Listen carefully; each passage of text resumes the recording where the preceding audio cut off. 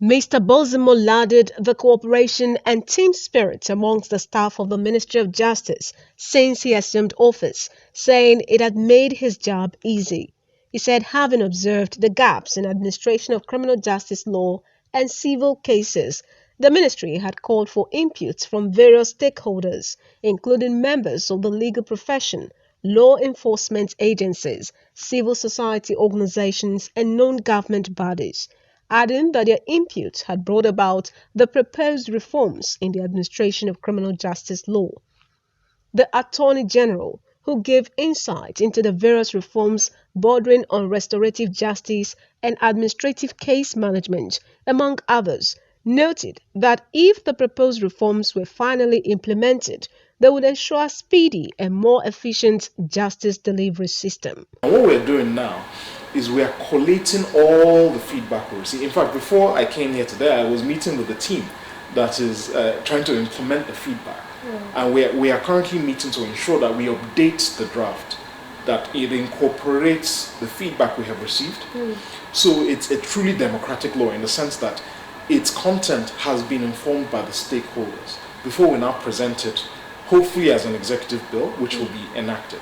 So that's what we're doing in the criminal justice sector.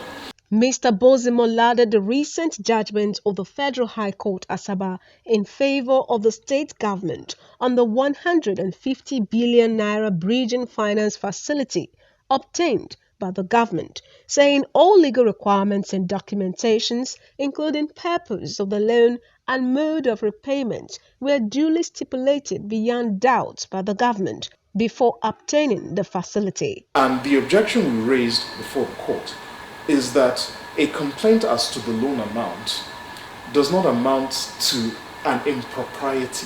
They have to show in their claim how we went wrong. So in presenting our arguments before the court agreed with us that in the entirety of the claim, the plaintiff did not show that we flouted any provision of the law. Neither did he show that we affected in a detrimental way his rights and obligations as a citizen of Delta State. Therefore, the court found that he did not disclose what is called a cause of action.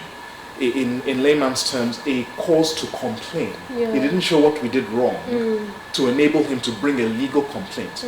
So for that reason, the court struck out the matter in saying that since there is no cause of action, I do not have jurisdiction to exercise my legal apparatus to solve a legal problem.